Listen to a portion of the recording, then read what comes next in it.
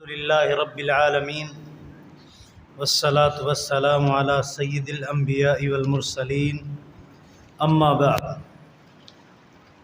اعوذ باللہ من الشیطان الرجیم بسم اللہ الرحمن الرحیم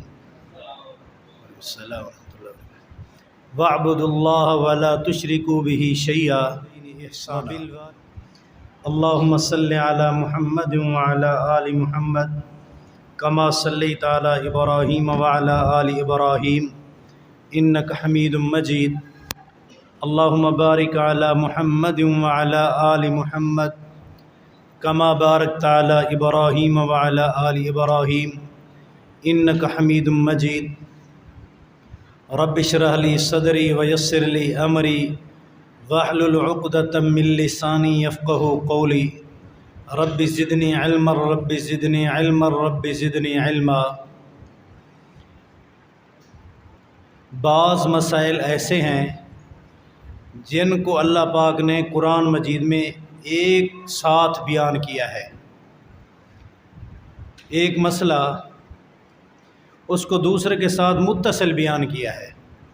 کئی مثالیں دی جا سکتی ہیں، دو مثالیں اللہ نے جہاں بھی حکم دیا ہے اقیم الصلاۃ، نماز قائم کرو، ساتھ یہ ہے وآتوا الزکاۃ، زکوٰۃ ادا کرو۔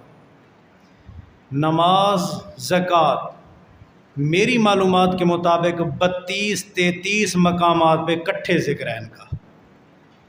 ویسے تو نماز کا ذکر لگ بھگ 700 مرتبہ ہے، لیکن نماز اور زکوٰۃ 30-35 مقامات میں ایک دوسرے کے ساتھ ہیں۔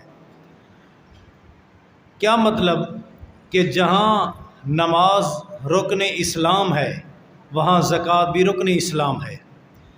نماز نہیں تو زکوٰۃ کا فائدہ نہیں، زکوٰۃ نہیں تو نماز کا فائدہ نہیں۔ اقیم الصلاۃ، نماز قائم کرو، زکوٰۃ ادا کرو۔ بلکہ سلف صالحین صحابہ کرام احادیث کی روشنی میں بھی دیکھیں، جو نماز نہیں پڑھتا وہ مسلمان نہیں ہے۔ پیر عبد القادر جیلانی رحمہ اللہ نے تو یہاں تک فتویٰ دے دیا، جو بے نمازی مر جائے جنازہ پڑھنا تو دور کی بات، مسلمانوں کے قبرستان میں بھی دفن نہ کیا جائے۔ اسی طرح زکوٰۃ جو نہیں دیتا وہ بھی مسلمان نہیں ہے۔ بعض بندے نام و نمود کی بات ہو تو لاکھوں نہیں کروڑوں خرچ کر دیں گے، زکوٰۃ دینے کی باری آئے تو مال پہ سانپ بن کے بیٹھ جاتے ہیں۔ اللہ کے نام پہ زکوٰۃ نہیں ہے، نام نکالنا ہے، نام روشن کرنا ہے، وہاں بہت کچھ خرچ کریں گے کہ میرا نام روشن ہو رہا ہے، حالانکہ دونوں کا حکم ایک ساتھ ہے۔ اسی طرح دوسرا نقطہ وَاعْبُدُوا اللَّهَ وَلَا تُشْرِكُوا بِهِ شَيْئًا وَبِالْوَالِدَيْنِ إِحْسَانًا۔ اللہ نے جہاں اپنی توحید کا حکم دیا، شرک سے منع کیا، ساتھ ہی فرمایا وَبِالْوَالِدَيْنِ إِحْسَانًا، والدین کے ساتھ احسان کرو۔ قرآن کی آیت وَاعْبُدُوا اللَّهَ، اللہ کی عبادت کرو، وَاعْبُدُوا اللَّهَ، اللہ کی عبادت کرو، وَلَا تُشْرِكُوا بِهِ شَيْئًا، اللہ کے ساتھ کسی کو شریک نہ ٹھہرائیں۔ وَاعْبُدُوا اللَّهَ، عبادت کیا ہے؟ رکوع عبادت ہے، اللہ کی رضا کے لیے کریں۔ کسی پیارے کو ملتے ہوئے سر نہ جھکائیں، رکوع کے مشابہ ہو جائے گا۔ گھٹنے پہ ہاتھ رکھ کے ملنا یہ بھی ٹھیک نہیں ہے۔ یہ جھکنا، گھٹنے پہ ہاتھ رکھ کے جھکنا، یہ اللہ کو چھکتا ہے کہ اللہ کے سامنے آپ رکوع کی شکل اختیار کریں۔ وَاعْبُدُوا اللَّهَ، اللہ کی عبادت کرو، سجدہ اللہ کے لیے ہے، رکوع اللہ کے لیے، طواف اللہ کے گھر کا ہے، غیر اللہ کا نہیں ہے۔ وَاعْبُدُوا اللَّهَ، ایک اللہ کے لیے۔ نماز ہے، روزہ ہے، حج ہے، زکوٰۃ ہے، من جملہ امور جتنا بھی ہیں سب ایک اللہ کی رضا کے لیے، اللہ کے ساتھ کوئی شریک نہیں۔ یہاں رک کے میں کچھ بھائیوں کو توجہ دلانا چاہوں گا کہ جو بھائی اللہ کی رضا کے لیے حج یا عمرہ کرنے جاتے ہیں، حج یا عمرہ کرنے جاتے ہیں تو یہاں سے روانہ ہوتے ہی تصویریں بنانا شروع، پھر فیس بک پہ، نیٹ پہ بیت اللہ کے سامنے سیلفی ہیں، مسجد نبوی کے سامنے، پھر وہی نیٹ پہ لگائی جا رہی ہیں، فیس بک پہ لگائی جا رہی ہیں، کن کو دکھا رہا ہے؟ پھر انہی سے اجر لے۔ اگر اجر تو نے اللہ سے لینا ہے تو وہ دیکھ رہا ہے، اس کو دکھانے کی ضرورت نہیں ہے، تو لوگوں کو دکھانے کے لیے۔ پھر واپسی پہ بڑا فنکشن، ایئرپورٹ پہ گاڑیاں جمع، گلے میں ہار ڈالے جا رہے ہیں، بڑا فنکشن کیا جا رہا ہے، گروپ تصویریں بنائی جا رہی ہیں۔ کیا یہی لوگ تجھے حج عمرے کا اجر دیں گے؟ جس پیغمبر کا تو نے اور میں نے کلمہ پڑھا ہے، اس کے مدنی دور میں 4 عمرے 1 حج۔ نبی علیہ الصلوۃ والسلام کے جو مکی دور میں حج عمرے ہیں وہ تو گنتی کوئی نہیں کرتا، کیونکہ اس وقت تو حج ہوتا تھا مشرکین مکہ کے طریقے پر۔ جب مکہ فتح ہوا ہجرت کا 8واں سال، پہلا حج پڑھایا حضرت عتاب بن اسید رضی اللہ تعالیٰ نے شریعت محمدیہ کے مطابق۔ دوسرے سال 9 ہجری کو حج پڑھایا حضرت ابوبکر صدیق رضی اللہ تعالیٰ نے۔ 10 ہجری کو امام الانبیاء نے خود حج پڑھایا۔ تو آپ کا حج 1 ہوا، عمرے 4 ہیں۔ ان 4 عمروں میں سے ایک عمرے کا نام مشہور ہے عمرۃ الجعرانہ، دوسرا اس کو تلفظ یوں بھی پڑھا جاتا ہے عمرۃ الجعرانہ۔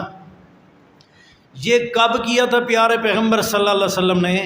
جب آپ نے مکہ فتح کیا، اس کے بعد حنین فتح کی، غزوہ اوطاس ہوا، متصل یہ ساری جنگیں ہیں۔ متصل یعنی رمضان کے اندر آپ مکے میں پہنچے، پھر وہاں ذی القعدہ تک رہ گئے، غزوہ اوطاس ہوا، غزوہ اوطاس کے بعد غزوہ طائف ہوا۔ اس دوران پیارے پیغمبر ایک جگہ پہ بیٹھے تھے، رات کے وقت آپ نے عشاء کی نماز جماعت کے ساتھ پڑھائی۔ نبی علیہ الصلوۃ والسلام نے صحابہ کو عشاء کی نماز جماعت سے پڑھائی، پھر وہاں سے چلے سیدھے آج کل جس کو جورانہ کہتے ہیں، جورانہ مقام پہ پیغمبر نے احرام باندھا، راتوں رات وہاں پیدل آئے، آ کر مکے میں عمرہ ادا کیا۔ عمرہ ادا کرنے کے بعد واپس پہنچے، صبح کی نماز خود جا کے 12,000 مجاہدین صحابہ کو نبی نے خود پڑھائی۔ کسی صحابی کو پتہ نہیں چلا کہ نبی عمرے پر گئے تھے، کسی کو پتہ نہیں، سب کا تصور ہے کہ نبی پاک رات ہمارے ساتھ ہی تھے۔ چند لوگوں کو جو مشیر ہوتے ہیں یا ہر رات سے واقف ہوتے ہیں، چند لوگوں کو پتہ ہے، باقی تو کسی کو پتہ نہیں۔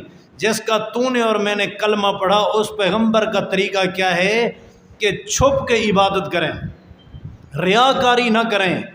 آپ جانتے ہیں شرک کے کوئی قسمیں نہیں، سب شرک بڑے ہیں، سارے شرک بڑے ہیں، لیکن ایک شرک ہے جس کو شرک اصغر کہا جاتا ہے، وہ ہے ریاکاری۔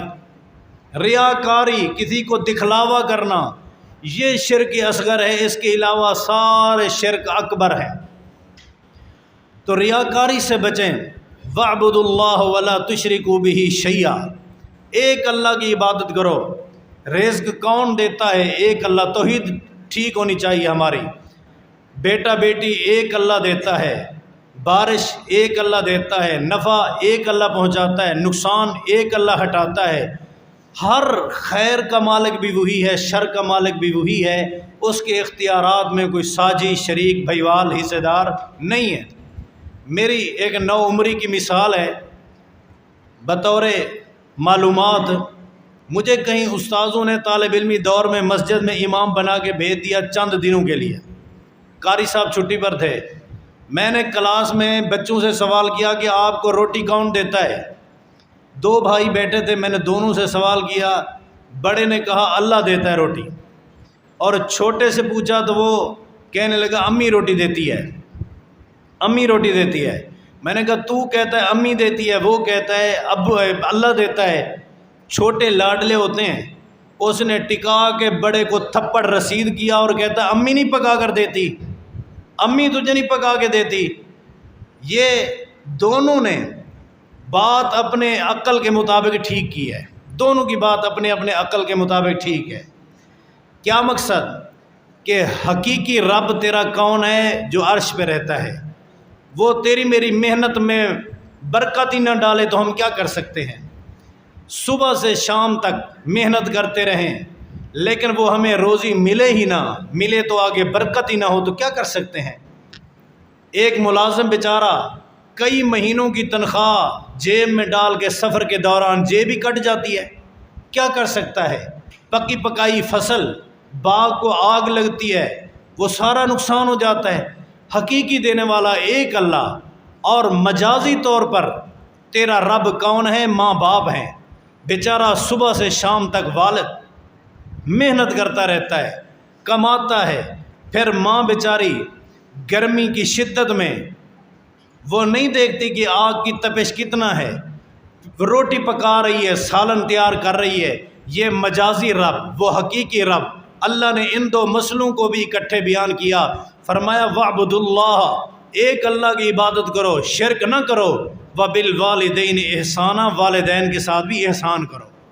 جہاں بھی دیکھو، بلکہ اکثر مقامات پہ قرآن کے اندر جہاں اللہ کی توحید کا حکم ہے وہاں فرمایا وَبِالْوَالِدَيْنِ احسانًا۔ سورہ بنی اسرائیل پہلی سورت تھی سورہ نساء، سورہ بنی اسرائیل کے اندر 22-23 نمبر آیت، وَقَضَىٰ رَبُّكَ أَلَّا تَعْبُدُوا إِلَّا إِيَّاهُ وَبِالْوَالِدَيْنِ احسانًا۔ اللہ نے فیصلہ کر دیا کہ عبادت ایک اللہ کی اور والدین کے ساتھ احسان کرنا ہے۔ عبادت ایک اللہ کی، قضا قرآن کا سیاق و سباق اگر اہل دانش سمجھ سکیں تو سیاق و سباق ہمیں بتاتا ہے کہ قضا اللہ نے فیصلہ کر دیا۔ جو اللہ کا فیصلہ ہوتا ہے وہ ابتدا سے انتہا تک ہوتا ہے، مانا کہ یہی قانون اللہ نے حضرت آدم علیہ السلام کو دیا، پھر ہر نبی کو یہی قانون دیا کہ پہلے میری توحید، میری عبادت، اس کے بعد ماں باپ کے ساتھ حسن سلوک۔ وَقَضَىٰ رَبُّكَ أَلَّا تَعْبُدُوا، یہ اللہ کا قانون ہے کہ وَبِالْوَالِدَيْنِ احسانًا، والدین کے ساتھ احسان کریں۔ صحابی سوال کرتا ہے، اے اللہ کے رسول صلی اللہ علیہ وسلم، ای العمل احب الی اللہ۔ کئی مقامات پہ کئی سوال ہوئے، سائلین کی جو نوعیت تھی آپ نے جواب دیے، لیکن ایک نقطہ ہر جگہ پہ گھومتا رہا، ایک نقطہ ہر جگہ پہ گھومتا رہا۔ آپ صلی اللہ علیہ وسلم سے سوال ہوا کہ محبوب عمل اللہ کو کون سا ہے؟ اس موقع پر آپ نے فرمایا تھا کہ الصلاۃ علی وقتها، صحیح بخاری مسلم کی حدیثیں، نماز کو اول وقت میں پڑھنا یہ افضل عمل ہے، اللہ کو بڑا پیارا ہے۔ صحابی نے پوچھا ثم ایون، پھر کون سا عمل؟ فرمایا بر الوالدین، والدین کے ساتھ حسن سلوک کر۔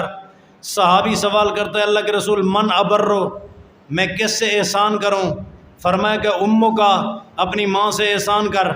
اس نے پوچھا ثم من، پھر کس سے احسان کروں؟ فرمایا اموں کا، ماں سے احسان کر۔ تیسرے درجے پہ پوچھا تیسرے نمبر پہ کس سے احسان کروں؟ فرمایا اموں کا، ماں سے احسان کر۔ چوتھے نمبر پہ ثم من، فرمایا ثم اباک، پھر اپنے باپ کا احترام کر، اس سے حسن سلوک کر۔ ماں کی اگر باپ کی حیثیت، ماں کی حیثیت پوچھنی ہے تو سیدہ فاطمۃ الزہرا سے پوچھیں، جب شادی کی رخصتی ہو رہی تھی ماں رخصتی کرنے والی زندہ نہیں تھی۔ اگر حیثیت باپ کی پوچھنی ہے تو حضرت فاطمہ سے پوچھیں، جب باپ وفات پاتا ہے تو سر پہ ہاتھ پھیرنے والی، گلے لگانے والی ماں بھی نہیں تھی، باپ بھی چلا گیا، گلے لگ کے سہارا دینے والی بہنیں بھی پہلے وفات پا چکی، بھائی بھی پہلے وفات پا چکے۔ اکیلی فاطمۃ الزہرا ماں باپ کا صدمہ لے ڈوبا، 6 مہینے رو رو کے قبر میں چلی گئی، 6 مہینے سے زیادہ زندہ ہی نہیں رہ سکی، زندہ نہیں رہ سکیں۔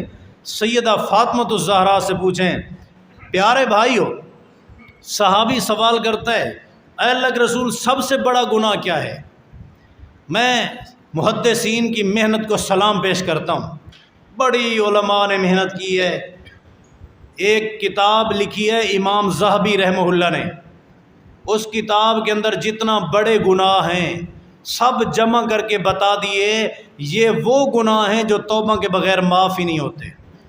کچھ گناہ ہیں ہمارے مسجد کی طرف آنے کی برکت سے معاف ہو جاتے ہیں، کچھ وضو کرنے کی برکت سے معاف ہو جاتے ہیں، کچھ نماز کی برکت سے معاف ہو جاتے ہیں، کچھ گناہ ہیں جو جمعے کی برکت سے معاف ہو جاتے ہیں، کچھ گناہ ہیں جو عمرے کی برکت سے، تراویح پڑھنے کی برکت سے بعض گناہ معاف ہوتے ہیں، بعض لیلۃ القدر کے قیام یا رمضان کے قیام کی برکت سے گناہ معاف ہوتے ہیں، لیکن بعض گناہ جو عاشورہ کا روزہ رکھنے سے معاف ہوتے ہیں، بعض گناہ عرفہ کے روزے سے معاف ہوتے ہیں، بعض گناہ حج کی برکت سے معاف ہوتے ہیں، لیکن بعض گناہ ایسے ہیں جن کے لیے معافی مانگنا، توبہ کرنا ضروری ہے، وہ توبہ کے بغیر معاف ہی نہیں ہوتے۔ ان گناہوں کی ایک پوری کتاب لکھ دی، کتاب الکبائر۔ ہمیں تو فکر نہیں، بس گناہ پر گناہ کرتے جا رہے ہیں، پتہ نہیں کیا بنے گا ہمارا۔ تو نبی علیہ الصلوۃ والسلام سے صحابی پوچھتا ہے سب سے بڑا گناہ، نبی پاک کو نے فرمایا کہ الاشراک باللہ، سب سے بڑا گناہ اس اللہ کے ساتھ شرک کرو جس اللہ نے تمہیں پیدا کیا ہے، رزق دیتا ہے، عافیت دیتا ہے، اس کے ساتھ شرک کرنا سب سے بڑا گناہ ہے۔ ثم ایون، دوسرے نمبر پہ کون سا بڑا گناہ ہے؟ فرمایا عقوق الوالدین، والدین کی نافرمانی کرنا، یہ اس کے بعد دوسرا گناہ۔ مانا کہ سب سے بڑی نیکی اللہ کی عبادت و توحید، اس کے بعد دوسری نیکی ماں باپ کی فرما برداری، اور اسی طرح اس کا مخالف سوال، سب سے بڑا گناہ اللہ کے ساتھ شرک کرنا، دوسرے نمبر پہ ماں باپ کی نافرمانی کرنا۔ آج ہمارے سامنے آ جائے خنزیر کا گوشت کوئی کھائے گا ہم میں سے؟ کتے کا گوشت کوئی کھائے گا؟ کیوں نہیں کھاتے؟ حرمت علیکم المیتۃ والدم، یہ مردہ جانور کا گوشت جس پر تکبیر نہیں پڑے گی میں نہیں کھاؤں گا۔ کتے کا گوشت حدیث میں حرام ہے، میں کیوں کھاؤں؟ خنزیر قرآن میں حرام ہے، میں کیوں کھاؤں؟ حرام کو نہیں کھاتے کیونکہ حرام ہے، لیکن ان اللہ حرم علیکم عقوق الامہات، اللہ نے ماؤں کی نافرمانی بھی ویسے حرام کی ہے جس طرح کتا حرام ہے، خنزیر حرام ہے، یہ بھی حرام ہے۔ ان اللہ حرم علیکم الامہات، عقوق الامہات، فلاں چیز حرام میں نہیں کھاؤں گا، فلاں چیز حرام میں نہیں کھاؤں گا، لیکن ماں باپ کی نافرمانی یہ بھی تو حرام ہے۔ اس حرام کو ہم دلچسپی سے کھا رہے ہیں، استعمال کر رہے ہیں۔ والدین ناراض نہ، میرے پیارے بھائی، والدین کا احترام کر، والدین کی عزت کر، یہ اللہ کی نعمت ہیں۔ نبی علیہ الصلوۃ والسلام سے ایک صحابی حاضر ہوا، اے پیارے پیغمبر صلی اللہ علیہ وسلم، میں جہاد پہ جانا چاہتا ہوں، میرا نام لکھیں۔ آپ نے فرمایا ٹھیک ہے لیکن بیٹھ، یہ آپ جانتے ہیں جہاد کا ثواب کتنا ہے؟ حدیث صحیح بخاری کے اندر ہے، من اغبرت قدما، جلد اول، من اغبرت قدما فی سبیل اللہ، جس مجاہد کے قدموں پر جہاد کے سفر میں غبار پڑا اس بندے کو جہنم کا دھواں نہیں پہنچے گا۔ کتنا بڑا ثواب ہے۔ لغدوۃ فی سبیل اللہ او روحۃ خیر من الدنیا وما فیہا، جہاد پہ صبح کا لمحہ جانا یا شام کا لمحہ جانا، فرمایا دنیا وما فیہا کے خزانوں سے بھی بڑا قیمتی ہے۔ اتنا بڑا اجر جہاد، اتنا بڑا اجر، ایک مجاہد 70 رشتہ داروں کی سفارش کر کے جنت لے جائے گا، جن 70 رشتہ داروں پر جہنم ہو چکی تھی فرض، ایک کی سفارش۔ اور جتنا بھی مر گئے، مرنے والے مرنے کے بعد زندگی کی خواہش نہیں کرتے سوائے شہید کے۔ شہید کہتا ہے ثم احیا ثم اقتل ثم احیا ثم اقتل ثم احیا ثم اقتل، اللہ مجھے دوبارہ زندگی دے، جو شہادت کے وقت مجھے لذت آئی وہ دوبارہ اٹھا سکوں، جو مجھے شہادت کے وقت چس آئی وہ دوبارہ اٹھا سکوں۔ بار بار زندگی کی خواہش کرتا ہے۔ آپ نے قرآن میں بھی پڑھا ہے، وہاں بھی صحابی کہتا ہے یا، بلکہ ایک مجاہد شہید ہونے والا کہتا ہے یا لیت قومی یعلمون بما غفر لی ربی، اللہ میں تو شہید ہو گیا ہوں، کاش کہ میری قوم کو پتہ چل جائے شہادت کے بعد مجھے ملا کیا ہے۔ وجعلنی من المکرمین، اللہ نے جنت کی عزت نصیب فرمائی ہے۔ صحابہ 70 شہید ہوئے بئر معونہ مقام پہ، اللہ سے درخواست کی اللہ بذریعہ وحی نبی اور صحابہ کو بتا دے ہم پر اللہ بھی راضی، ہم اللہ پر بھی راضی، یہ ان کا پیغام قرآن کے اندر نازل ہوا تھا، یہ آیت پڑھی جاتی رہی تھی، کچھ عرصے بعد منسوخ ہو گئی تھی۔ تو شہادت کا، جہاد کا اتنا درجہ، اتنا بڑا درجہ، مجاہد کہتا ہے میں جہاد پہ جانا چاہتا ہوں، آپ نے فرمایا اعلیٰ کا ابوین حیا، تیرے ماں باپ زندہ ہیں؟ جی ہاں۔ آپ نے فرمایا ارجع، جا ماں باپ کی خدمت کر کے جنت تلاش کر۔ اب جہاد اتنا بڑا اجر، فرمایا کہ ماں باپ کی خدمت کر، اس میں اس سے زیادہ اجر ہے۔ ففیہما فجاہد فاحسنت الیہما، جاؤ اس سے احسان کرو، ماں باپ کی خدمت کرو۔ کیا ہی خوش نصیب ہے وہ بیٹا جس کے ماں باپ زندہ ہیں، یہ دعاؤں کا خزانہ ہے۔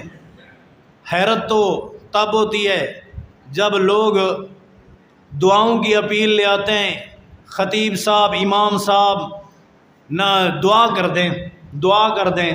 میں اپنے علم کے مطابق جو جانتا ہوں، کسی قرآن کی آیت میں یا حدیث میں ثابت نہیں کہ جو امام دعا کرے گا اللہ اس کی دعا رد نہیں کرے گا۔ آپ لوگ اس لیے امام سے دعا کرواتے ہو کہ یہ نیک ہیں، آپ کی نظروں میں نیک ہیں، اللہ کرے اللہ کی نظروں میں بھی نیک ہوں، یہ تو راز اللہ ہی جانتا ہے۔ آپ کی اچھی نیت ہے، دعا کروائی جا سکتی ہے، میں اس کو حرام نہیں کہہ رہا، لیکن اس کی گارنٹی تو نہیں ہے قبول ہوگی یا نہیں۔ اور گارنٹی دی اللہ کے نبی نے کہ والدین دعا مانگے اللہ رد نہیں کرتا۔ ماں باپ گھر میں بیٹے کے لیے رو رہے ہیں کہ ہمارا نافرمان بیٹا ہمارا کہنا نہیں مانتا، اس سے دعا نہیں کرواتے۔ جس کی دعا کی قبولیت کی گارنٹی ناطق وحی نے دی ہے، جو بغیر وحی کے بولتا نہیں، وہ پیغمبر گارنٹی دے رہا ہے کہ اس کی دعا قبول ہوگی، اور اس سے دعا کرواتے ہیں جس کی گارنٹی بھی کوئی نہیں۔ حالانکہ والدین کی دعا کی گارنٹی دی ہے اسلام نے، شریعت نے، کہ والدین کی دعا قبول ہوتی ہے۔ یہ دعاؤں کے دو خزانے ہیں، ان سے خوب فائدہ اٹھائیں۔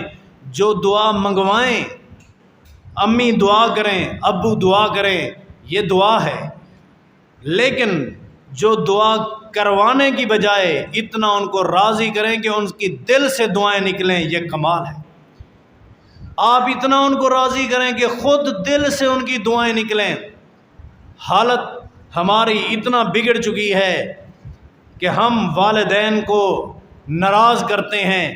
کسی اہل اللہ والے سے پوچھا گیا کہ نافرمان اولاد کی علامت کیا ہے، تو اس نے کہا ابقاء الوالدین من اجل اولادہم، جس کے ماں باپ اولاد کی وجہ سے روئیں، سمجھ لینا یہ اولاد اپنے ماں باپ کی نافرمان ہے۔ یہ آق ہیں، حقوق الامہات، حقوق الابوات، یہ باپ کے نافرمان ہیں، ماں کے نافرمان ہیں، جن کی وجہ سے ماں باپ کے دل غمگین ہوتے ہیں، ماں باپ کے دل رنجیدہ ہوتے ہیں۔ یہ ماں باپ کو ناراض کر کے کامیاب ہو سکتے ہیں؟ نہ میرے پیارے بھائی، نبی پاک نے تو اتنا فرمایا ہے کہ ماں باپ کو جا کے راضی کرو، خوش ہو جائیں ماں باپ، اور آپ ان کو خوش کر کے وہاں خوشی اور محبت کی نظر دیکھیں، وہ آپ کی طرف محبت اور خوشی کی نظر دیکھیں۔ فرمایا کہ حج اور عمرے کا ثواب مل جاتا ہے۔ ماں باپ کو راضی کر لیا، یا اکیلا باپ یا اکیلی ماں، فرمایا کہ حج اور عمرے کا ثواب مل گیا۔ جہاں حج اور عمرے کا ثواب مل رہا ہے وہاں ہماری توجہ کم۔ مجھے اس دن دکھ ہوا کہ جب میں نے خبر سنی، پتہ نہیں کس حد تک سچی ہے، یہاں ٹریکٹر فیکٹری کے پیچھے نماز پڑھتی ہوئی ماں کو بیٹے نے جا کر کلہاڑیوں سے قتل کر دیا۔ یہ اولاد، چوک چرہٹے پہ ایک پاگل گھومتا ہے، آپ نے بھی کبھی دیکھا ہوگا، پاگل گھوم رہا ہے، بڑا تعلیم یافتہ ہے، لیکن میں نے وجہ پوچھی کہ اس کو کیا ہے، ہمارے محلے کا ہے، بتایا گیا اس نے اپنی ماں کو قتل کیا، اس دن سے یہ پاگلوں کی طرح پھر رہا ہے، بے وقوف ہو گیا ہے، پاگل ہو گیا ہے، اس کا دماغ کام نہیں کرتا۔ وہاں ہمارے مدرسے میں بعض اوقات آتا ہے، گھوم کے چلا جاتا ہے چوکوں پہ، چوراہوں پہ۔ یہ ماں باپ کی عظمت کو ہم نے سمجھا کیا ہے؟ والدین، ان کی فرما برداری جنت لے جاتی ہے، ماں باپ کی نافرمانی جہنم لے جاتی ہے۔ کیا ہی خوش نصیب وہ اولاد ہے جب بیٹا گھر آتا ہے تو بیٹا آ کے باپ کے سر میں تیل ڈالتا ہے، اس کی ضروریات پوری کرتا ہے، اس کو خوش کرتا ہے۔ کیا ہی خوش نصیب بیٹا ہے، آتے ہوئے پہلے ماں کے قدموں میں بیٹھ جاتا ہے، قدم دباتا ہے، ٹانگیں دباتا ہے، ان کو راضی کرتا ہے۔ یہ خوش نصیب اولاد ہے، اور خوش نصیب والدین ہیں جنہوں نے یہ تربیت اس کو دی ہے۔ کتنا ہی خوش نصیب ہیں جو اپنے ماں باپ کی خدمت کرتے ہیں۔ خدمت کرنا تو دور کی بات، یہ ان کو تنگ کریں، ماں باپ کو اپنے رزق سے محروم کریں، حالانکہ ماں باپ کی خدمت کرنا اولاد کی ذمہ داری ہے۔ بعض اوقات یہ بھی سوال ہوتا ہے کہ زکوٰۃ کے پیسے ماں باپ کو دے سکتا ہوں؟ ڈوب مرنا چاہیے سوال کرنے والے کو کہ تیرے ماں باپ نے تجھے پالا، تجھے پوسا، پتہ نہیں وہ بیچارہ ایک کام کرنے والا ہے، گھر میں ایک کام کرنے والی خاتون 10 بچے پالے ہیں یا 8 پالے ہیں یا 5 پالے ہیں، اس نے اکیلے نے تیری پرورش کی، تم 10 ہو کر ایک ماں باپ کو نہیں پال سکتے، ان کا خرچہ پورا نہیں کر سکتے؟ کیوں نہیں دیتے باپ کو؟ جی میرے باپ کی آمدنی بہت ہے، مجھ سے بھی زیادہ ہے۔ اچھا وہ تو رب نے اس کو دی ہے، تو ثواب کیسے کمائے گا؟ تو جا کر دے، تیرا دیا ہوا اگر وہ اللہ کے نام پہ بھی دے دے، کہیں خرچ بھی کر دے تو تیرے لیے تو اجر ہے، تو اپنا اجر حاصل کر۔ تو ماں باپ کو محروم رکھنا چاہتا ہے۔ قیامت کی نشانیوں میں سے ہے کہ اطاع الرجل زوجتہ واقع امہ، بیوی کا فرما بردار ہے، ماں کا نافرمان ہے۔ ادنی صدیقہ واقصی اباہ، یاروں کو قریب رکھتا ہے، دوستوں کو ہر راز دیتا ہے، باپ کو دور رکھتا ہے۔ باپ پوچھ لے تو کہتا ہے آپ کو کیا پتہ، یہ ہمارے جدید دور کے معاملات ہیں۔ گویا کہ باپ وہ پاگل بن گیا جس باپ نے، جس ماں نے، جب تو چل نہیں سکتا تھا چلنا کس نے سکھایا؟ اسی ماں باپ نے۔ جب تو کھا نہیں سکتا تھا تیرا کھانا کھلانا تجھے کس نے سکھایا؟ جب تو بول نہیں سکتا تھا تجھے بولنا کس نے سکھایا؟ آج وہ پاگل ہو گئے، دانا تو آ گیا ہے۔ نہیں میرے پیارے بھائی، قرآن کہتا ہے کہ وَلَا تَقُل لَهُمَا اُفٍّ، اگر فرما بردار بننا چاہتے ہو تو ماں باپ کو اف تک نہ کہو۔ کیا مطلب؟ ابو نے آپ کے خلاف مزاج ایک کام کر دیا، جبکہ وہ کام غیر شرعی بھی نہیں ہے، ہاں غیر شرعی ہو تو نہ مانیں۔ حضرت ابراہیم علیہ السلام کو باپ نے کہا بتوں کی پوجا کرو، فرمایا نہیں۔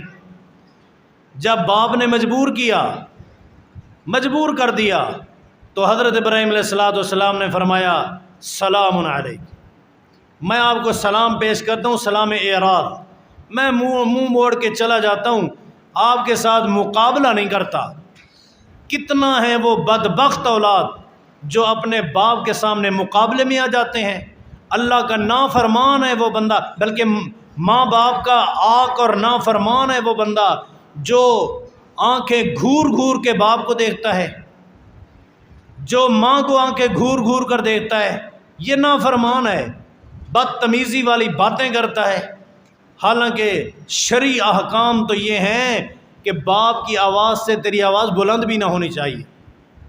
عبداللہ ابن ابی منافق تھا، اس منافق کی تربیت کا حال دیکھیں۔ اس کا بیٹا عبداللہ کہتا ہے وَلَقَدْ عَلِمَتْ اہل المدینہ، مدینہ کا چپا چپا جانتا ہے کہ ما ولد علی ولدن، مدینہ کی سرزمین نے آج تک ایسا بچہ نہیں پیدا کیا کہ جو اپنے باپ کی آنکھ میں آنکھ ڈال کے بات نہ کرتا ہو، لیکن میں نے زندگی بھر اپنے باپ کی آنکھ میں آنکھ ڈال کر بات تک نہیں کی، مجھے باپ کا مکمل حلیہ بھی شاید سمجھ نہ آ سکے۔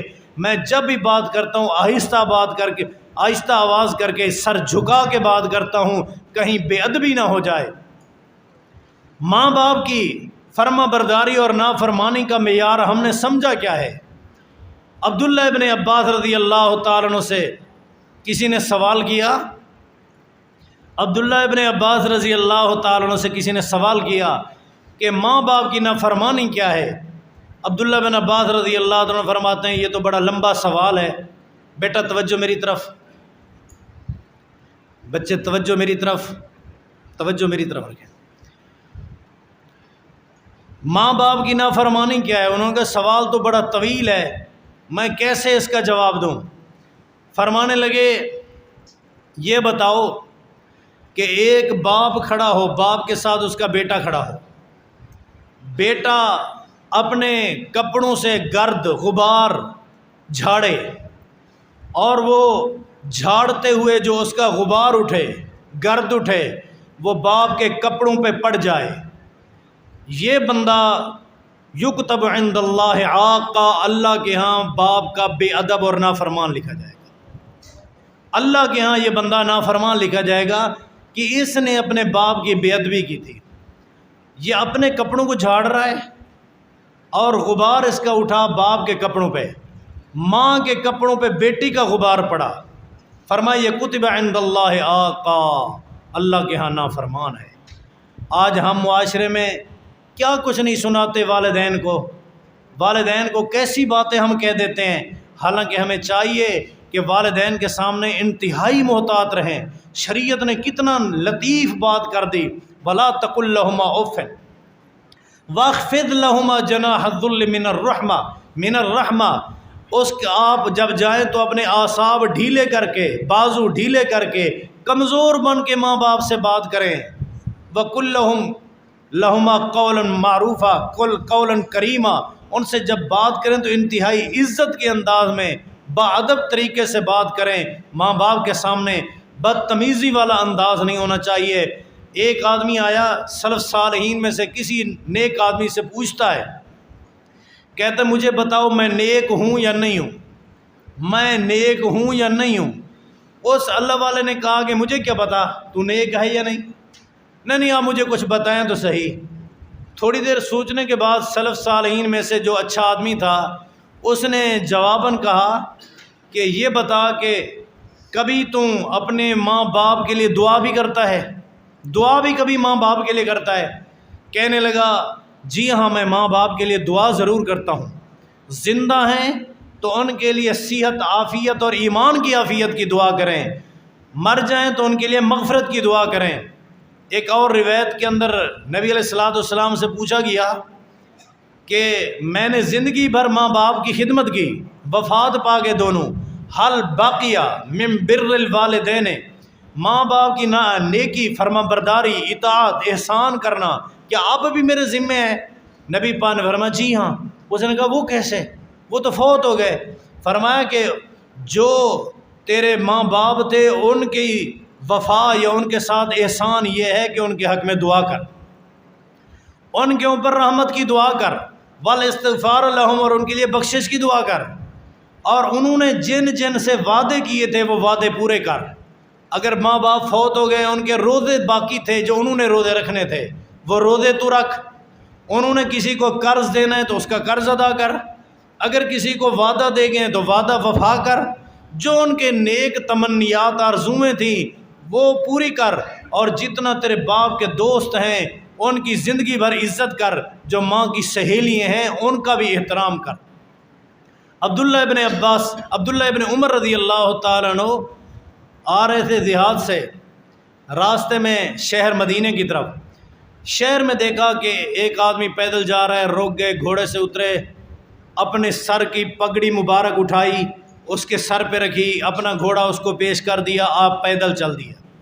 ساتھی نے بعد میں پوچھا کہ یہ اتنا تکریم کا لائق تو نہیں تھا جتنا آپ نے اس کو عزت دی ہے، یہ تو آپ جانتے ہیں بھکاری ہے شہر کا، آپ نے بھکاری کو اتنا عزت دے دی. فرمایا میں یہ نہیں جانتا بھکاری ہے یا نہیں، میں یہ جانتا ہوں میرے والد کا دوست ہے، ابو فوت ہو گئے، دوستوں کا احترام کرنا یہ والدین کے ساتھ احسان ہوتا ہے. آج والدین کے پیارے اس کی اولادوں کو بد دعائیں دیتے پھرتے ہیں کہ اس نے مجھے، اس کے بیٹے نے یہ تنگ کیا، یہ تکلیف دی، یہ پریشانی دی. اس بندے نے سوال کیا تھا کہ میں نیک ہوں یا نہیں ہوں، بتائیے. اس سلف صالحین میں سے آدمی نے کہا کہ آپ ماں باپ کے لیے دعا کرتے ہیں؟ اس نے کہا جی ہاں میں دعا کرتا ہوں. دعا کیا کریں، رب ارحمہما کما ربیانی صغیرا. جب میں چھوٹا تھا بچپن میں جس طرح میرے ماں باپ نے میرے اوپر ترس کھایا، اللہ تو بھی ان کے اوپر ویسے ترس کھا، ان کے اوپر رحم فرما۔ ماں باپ جس طرح میرے اوپر ترس کھاتے تھے، اللہ تو بھی ان کے اوپر ترس فرما۔ اگر وفات پا چکے ہیں تو ان کے لیے مغفرت کی دعائیں، اس کے علاوہ زندہ ہیں اور بھی کافی ساری دعائیں، یہ دعا مسنون ہے اس لیے میں نے پڑھ دی ہے، رب ارحمہما کما ربیانی صغیرا۔ جب وہ چھوٹا معصوم تھا تو ماں کی گود میں پیشاب بھی کر دیتا تھا، کبھی ماں نے ناک چڑھایا باپ کے سامنے بڑا پیشاب کر دیا، کبھی باپ نے ناک چڑھایا۔ آج جب بوڑھا باپ بیٹے کے سامنے بیماری کی وجہ سے بستر پہ بلائے، بیٹا آؤ مجھے لیٹرین لے چلو، واش روم جانے سے پہلے اس کی پوٹی وہاں نکل جائے، نتیجے کے طور پر یہ بیٹا ناک پہ کپڑا چڑھاتا ہے کہ مجھے بدبو آ رہی ہے۔ تیری یہ بدبو تیرے ماں باپ نے کتنا سال برداشت کی تھی؟ کبھی وہ بھی یاد ہے کہ وہ بستر صاف کر کے ٹھنڈی جگہ پہ تیری ماں سوتی تھی، تجھے گرم جگہ پہ سلاتی تھی؟ آج بیٹی اس ماں کی خدمت کرنے سے کتراتی ہے، اس کو شرم نہیں آتی کہ جب وہ چھوٹی تھی تو اس کی ماں نے اس کے ساتھ کیا احسان کیا، باپ نے اس کے ساتھ کیا احسان کیا۔ آج ان کو کہتا ہے کہ تیرے بلغم نے، تیرے کھنگار نے میرے گھر کو خراب کر دیا ہے، چل آ تیرا ہاتھ پکڑ کے میں اولڈ سینٹر چھوڑ آتا ہوں، سرکاری اس جگہ پہ چھوڑ آتا ہوں جہاں بوڑھوں کا سینٹر بنا ہوا ہے، پکڑ کے کہیں جنگل میں پھینک آتا ہے۔ الٹا باپ کو کئی باتیں سناتا ہے، بیوی کو سمجھا رہا ہے، خاوند بیوی کو سمجھا رہا ہے، کہتا ہے کہ اے میری بیوی میں نے تجھے کئی بار کہا ہے تو اس کو جواب نہیں دیا کر، یعنی میری ماں کو، میری ماں جو تجھے کہے جواب نہ دیا کر، اس کی تو عادت ہے بھونکنے کی، یہ بھونکتی رہتی ہے۔ ڈوب مرنا چاہیے کہ ماں کو کہتا ہے کہ وہ بھونکتی رہتی ہے۔ یہی آداب رہ گئے، یہی احترام رہ گیا اس کا۔ والدین کی فرما برداری اگر نہیں ہے تو حقیقی رب ہمارا اللہ ہے، اور اس نے جو ہماری پرورش کے لیے ڈیوٹی لگائی ہے، مجازی رب وہ والدین ہیں۔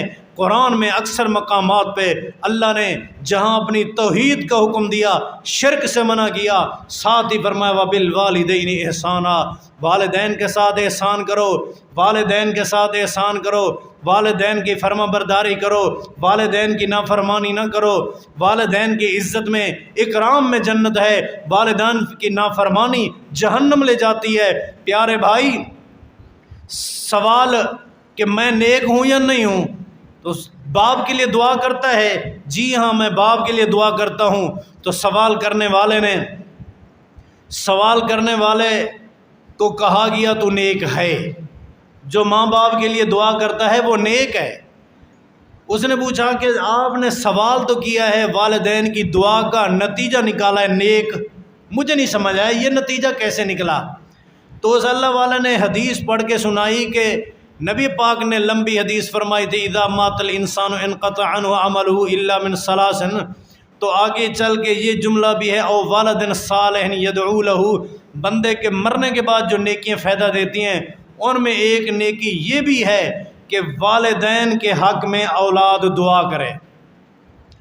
تو وہاں والدین صالح نبی نے فرمایا جو ماں باپ کے لیے دعا کرتا ہے وہ ولد صالح ہے، نیک بیٹا ہے۔ نبی نے اس کو نیک کہا، میں کیوں نہ کہوں؟ نبی فرماتا ہے جو ماں باپ کے حق میں دعا کرتا ہے وہ نیک ہے۔ اور بعض اوقات ہمارے معاشرے میں ایک طرفہ معاملہ ہوتا ہے، ہم کہتے ہیں کہ اولاد ہی نافرمان ہے، اولاد ہی نافرمان ہے، کہ ہم نے ان کو تربیت بھی دی ہے یا نہیں دی۔ ایک سائل نے سوال کیا محدث سے، کہتا ہے کہ ضربنی ابنی، کہ شیخ صاحب میرے بیٹے نے مجھے تھپڑ مار دیا ہے، جبکہ میں نے تو باپ کو کبھی نہیں کستایا، میں نے تو اپنے والد کی عزت کی ہے۔ یہاں میرے محلے میں ایک بھائی رہتا ہے، میں نام نہیں لیتا، اس نے اپنے باپ کو اینٹ ماری تھی۔ میں اس کو کہتا ہوں کیوں ماری تھی؟ کہتا ہے میں نے ادھر ادھر کر کے ماری تاکہ باپ کو نہ لگے۔ پھر میں نے پوچھا کہ تیرا بیٹا تجھے کتنا بار مار چکا ہے؟ کہتا ہے 2 دفعہ مار چکا ہے، 2 دفعہ میری پٹائی کر چکا ہے۔ یہ تو مکافات عمل ہے، جو کرو گے وہی بھرو گے، یہ تو بدلہ دینا ہے۔ باپ کہتا ہے بیٹے نے مجھے تھپڑ مارا، تو کیا وجہ ہو سکتی ہے؟ اس شیخ نے جواب دیا حل علمتہ قرآنا، کیا تو نے بیٹے کو قرآن کی تعلیم دی تھی؟ اس نے کہا نہیں۔ فرمایا کہ حل علمتہ من السنہ، کیا سنت کی تعلیم دی تھی، حدیث کی تعلیم دی تھی؟ لا، نہیں دی۔ حل علمتہ اخلاق الصالحین، سلف صالحین اچھے لوگوں کے کردار و واقعات بھی کبھی اولاد کو سنائے تھے؟ کہتا ہے نہیں۔ پھر فرمایا اس صاحب نے، مجیب نے، جواب دینے والے نے، حسبک الثور یضربک، یہ بیل، ثور کہتے ہیں بیل کو، یہ اللہ کا ڈاند، یہ بیل تیرے گلے جو ٹھیک پڑا ہوا ہے، اس کا حق بنتا ہے تجھے مارتا رہے، کیونکہ تو نے اس کو تربیت کیا کی ہے؟ تو نے تربیت بھی کی ہے یا نہیں کی؟ جب تیری تربیت یہی ہے، نہ قرآن کی نہ حدیث کی تعلیم، کوئی تعلیم ہی نہیں دی آپ نے۔ ایک اور بھائی نے سوال کیا کسی اللہ والے سے کہ میں نے تو کبھی ماں باپ کی نافرمانی نہیں کی، میرا بیٹا، تو سوال کرنے والے سے اس نے کئی سوال کیے، تو نے یہ کیا ہوگا، وہ کیا ہوگا، ہر جگہ پہ پاس ہوتا رہا۔ آخر کار عالم دین نے جواب دیا مجھے لگتا ہے کہ تو نے اپنے بیٹے کو رزق حرام کھلایا ہے، اور حرام کھانے والی اولاد کبھی ماں باپ کی فرما بردار نہیں بن سکتی۔ جب تو نے اس کے پیٹ میں حرام رزق ڈالا ہے تو وہ کیسے فرما بردار ہو سکتا ہے؟ اور ہمارے معاشرے میں ہوتا یوں ہے کہ ہم کہتے ہیں اولاد غلط ہے، ہم اپنے آپ کو تو سنبھالیں، اپنے آپ کو تو سنبھالیں۔ ماں بیٹھی ہے اولاد کے سامنے، اس کی تربیت کیا ہے کہ بس تیرا باپ تو ایسا ہے، ہمیشہ تنگ کرتا ہے، بلا وجہ مجھے باتیں کرتا ہے، سزا دیتا ہے، فلاں جگہ پہ اس نے یہ ضرورت تھی رقم نہیں دی، یہ چیز نہیں لے کر دیتا، بس ایسا کرتا ہے ویسا کرتا ہے۔ سارا دن ماں اپنی اولاد کے دل میں باپ کی نفرت، اور باپ کا جب جی چاہتا ہے تو وہ اپنی اولاد کو بھڑکا کے ماں کے خلاف وہ سے انتقام لے لیتا ہے۔ جب ہماری تربیت یہ ہوگی تو پھر نتیجہ بھی وہی ہوگا۔ جو ماں دیکھے گی اپنی اولاد کو، جو بیٹی اپنی ماں کو دیکھے گی کہ میری ماں ابو کے ساتھ کیا سلوک کرتی ہے، وہ بیٹی جب اپنے خاوند کے پاس جائے گی تو وہ کیا کرے گی؟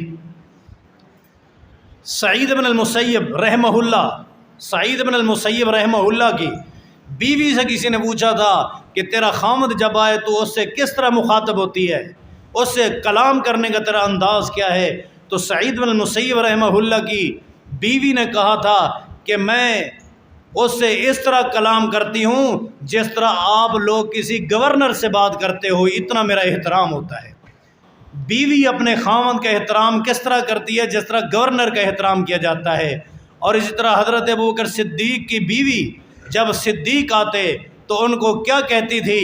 حدیث کے اندر آتا ہے کہ حضرت ابوبکر صدیق کی بیوی کہتی تھی آگے ہو قرۃ عین لی، میری آنکھوں کی ٹھنڈک، آگے ہو میری آنکھوں کی ٹھنڈک۔ جب ماں اپنے باپ کو اس طرح احترام دیتی ہو تو بننے والی حضرت عائشہ کا مقام دیکھیں، کس طرح قرآن ان کی صفائیاں پیش کرتا ہے، سبحانک ھذا بہتان عظیم۔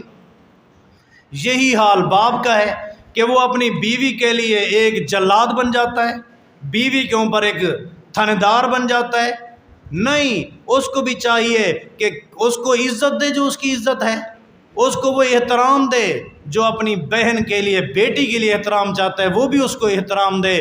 پیارے بھائی، والدین اگر اولاد کی اچھی تربیت کر جائیں تو یقینی بات ہے زندگی میں بھی فائدہ مند، مرنے کے بعد بھی فائدہ۔ اگر تربیت نہیں ہے تو پھر زندگی میں بھی رسوائی، مرنے کے بعد بھی رسوائی۔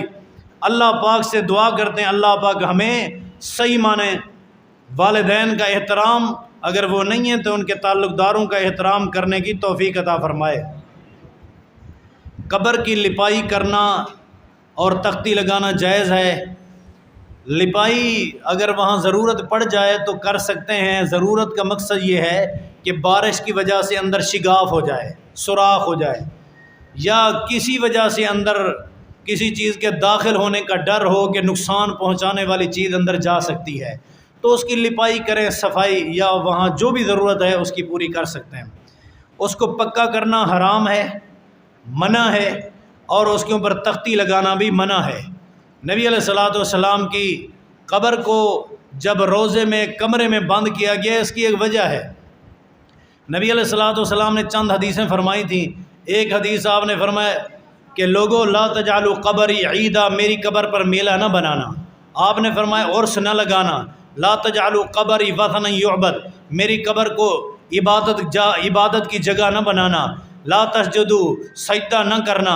لعنت اللہ علی الیہود والنصارى اتخذوا قبور انبیائہم وصالحیہم مساجدا، اللہ یہود و نصارہ پہ لعنت کرے جنہوں نے نبیوں کے قبروں پہ سجدہ کرنا شروع کر دیا. تو حضرت عائشہ فرماتی ہیں اگر یہ باتیں نہ ہوتی تو لأبرز قبرہ، نبی کی قبر اوپن چھوڑ دی جاتی. ڈر تھا کہ لوگ یہاں سجدہ کرنا نہ شروع کر دیں، شرک کرنا نہ شروع کر دیں، اس لیے بند ہے. باقی اللہ کے وہ پیارے جن کے کامیابی کی گارنٹیاں قرآن میں ہیں، صحابہ قبریں تو دیکھیں، کوئی ہے تختی لگی ہوئی؟ کوئی تختی نہیں. تو تختی لگانا بالکل منع ہے. میں تو حیران ہوا، ایک قبر کے اوپر تختی پڑھ رہا تھا میں، اس کی تعلیم اور ڈگریاں ساری لکھی ہوئی تھیں، بھی LLB ہے، فلان ہے. میں نے کہا اس کو بھی قبر میں نوکری کی ضرورت پڑ گئی ہے، یہاں ساری اس کی نوکریاں لکھی جا رہی ہیں. یہ بالکل ناجائز ہے. یہاں سوال سے ہٹ کر ایک بات بطور ضرورت کرنا چاہتا ہوں کہ جب کوئی جنازہ اٹھایا جاتا ہے تو اس کو کندھا دینا نبی کی سنت ہے. بالخصوص ہر بندہ کوشش کرے کم از کم 3 بار تو کندھا دے لے. فقد قضا علیہ، وہ جب 3 بار کندھا لے گا تو گویا کہ اس نے اپنا حق ادا کر دیا. ہوتا یوں ہے کہ بعض مقامات پہ دیکھنے میں آیا ہے بس اس کندھا دینے والے میت کو 5 سے 6 آدمی کوئی کندھا تبدیل کروانے نہیں آتا. تو یہ ہمارے لیے المیہ ہے. یہ ورثاء کے ساتھ حوصلہ افزائی ہونی چاہیے. ہمارے اس رویے سے کہیں والدین یعنی ورثاء اس حد تک نہ مجبور ہو جائیں کہ قبرستان میں یا جنازہ گاہ تک لے جانے کے لیے گاڑی مہیا کرنی پڑے. دور لے جانا تو وہ الگ بات ہے، ورنہ جنازے کو کندھا دینا انتہائی اہم ترین سنت ہے. محض ہم سارے موٹر سائیکلوں پہ چلے جائیں، گاڑیوں پہ چلے جائیں، جنازے کو کوئی کندھا نہ دے، یہ بالکل غلط ہے. دوسرا سوال ہے حضرت اویس کرنی اس موضوع کے حوالے سے بتائیں. حضرت محمد صلی اللہ علیہ وسلم نے حضرت عمر رضی اللہ عنہ کو فرمایا تھا کہ یمن سے ایک آدمی آئے گا، اس کا نام اویس ہوگا، قوم اس کی کرن قبیلہ ہوگا، اور وہ جب ملے تو اس سے دعا کروانا کیونکہ وہ ماں کا فرما بردار ہوگا. حضرت عمر رضی اللہ تعالیٰ کے زمانے میں وہ آدمی ملا. حضرت عمر نے ایک طریقے سے اس کی تفتیش کی، تلاش کیا تو وہ بندہ مل گیا. حضرت عمر رضی اللہ عنہ اس کو کہتے ہیں کہ میرے لیے دعا کر. یہ جو کہا جاتا ہے اس نے سارے دانت توڑ دیے تھے. اللہ کی دی ہوئی نعمت توڑنا حرام ہے. وہ مستجاب الدعوات یعنی جس کی دعائیں اللہ قبول کرے گارنٹی نبی نے دی ہے. وہ اتنا نیک ہو کر پھر اللہ کی تخلیق کو تبدیل کر نہیں ہو سکتا. غلط باتیں، ضعیف روایات ہیں، صحیح سند نہیں ہے. تاریخ کی باتوں کو لیتے ہیں. صحیح بات یہ ہے کہ حضرت عمر رضی اللہ عنہ اس سے درخواست کرتے ہیں کہ آپ میرے حق میں دعا کریں. وہ کہتے ہیں میں تو ایک ادنا سا آدمی ہوں، آپ صحابی ہیں، میں نبی صلی اللہ علیہ وسلم کو مل بھی نہیں سکا، آپ امیر المومنین ہیں، آپ دعا کریں. حضرت عمر رضی اللہ عنہ نے فرمایا کہ نبی نے مجھے بتایا تھا کہ وہ بندہ نبی کو ملنا چاہتا ہے، صحابی بننا چاہتا ہے. اللہ نے بتایا تھا کہ ماں کی خدمت کی وجہ سے وہ نبی کو ملنے نہیں آیا، صحابیت کے اعزاز سے رہ گیا ہے. اے عمر اگر آپ کو ملے تو اس سے دعا کروا لینا، ماں کے فرما بردار کی دعا اللہ قبول کرتا ہے. حضرت عمر رضی اللہ تعالیٰ نے دعا کروائی تو شہرت ہو گئی اس بندے کی کہ بڑی پہنچی ہوئی سرکار جس طرح. تو اس نے وطن ہی چھوڑ دیا. یہ تب آیا تھا جب ماں وفات پا گئی تھی. تو اس نے وطن ہی چھوڑ دیا، جنگلوں میں پہاڑوں میں چلا گیا کہ مجھے تو کوئی جانتا ہی نہ ہو. ہمیں کوئی اعزاز نیکی کا مل جائے تو ہم تصویریں اخباروں میں لگواتے ہیں، اور وہ بیچارہ گمنام ہو گیا. حضرت مریم علیہ السلام نے جس طرح کہا تھا یا لیتنی کنت نسیا منسیا، کاش کہ میں بھولی بسری ہوتی، میرا تو نام ہی کوئی نہ جانتا. نبی علیہ الصلوۃ والسلام بھی اسی طرح دعائیں کرتے تھے. حضرت عائشہ رضی اللہ تعالیٰ کے سامنے عبداللہ بن زبیر نے تعریفانہ کلمات کہے تو حضرت عائشہ نے کہا میرے سامنے کچھ نہ کہو، میں تو چاہتی ہوں کہ میرا نام بھی کسی کو پتہ نہ ہو. جو کچھ کیا ہے اللہ کی رضا کے لیے، بندوں سے تو لینا دینا کچھ نہیں ہے. اللہ ہمیں صحیح عقید اور عمل نصیب فرمائے. وما علیہ الا البلاغ المبین. الحمد للہ رب العالمین والصلاة والسلام علی سید الانبیاء والمرسلین. اللہم اجرنا من النار اللهم إنا نسألك الجنة الفردوس رب ارحمهما كما ربياني صغيرا ربنا آتنا من لدنك رحمة وهيئ لنا من أمرنا رشدا اللهم إنا نعوذ بك من الهم والحزن ونعوذ بك من العجز والكسل ونعوذ بك من الجبن والبخل ونعوذ بك من غلبة الدين وقهر الرجال اللهم أرنا الحق حقا فارزقنا اتباعه اللهم أرنا الباطل باطلا فارزقنا اجتنابه رب ارحمهما كما ربياني صغيرا اللهم اشف مرضانا ومرضى المسلمين اللهم اشفهم بشفاك وداوهم بدواك يا إله العالمين اللهم إنا نسألك توبة نصوحا قبل الموت اللهم إنا نسألك توبة نصوحا قبل الموت اللهم إنا نسألك حسن الخاتمة اللهم إنا نسألك حسن الخاتمة سبحان ربك رب العزة عما يصفون وسلام على المرسلين والحمد لله رب العالمين ربنا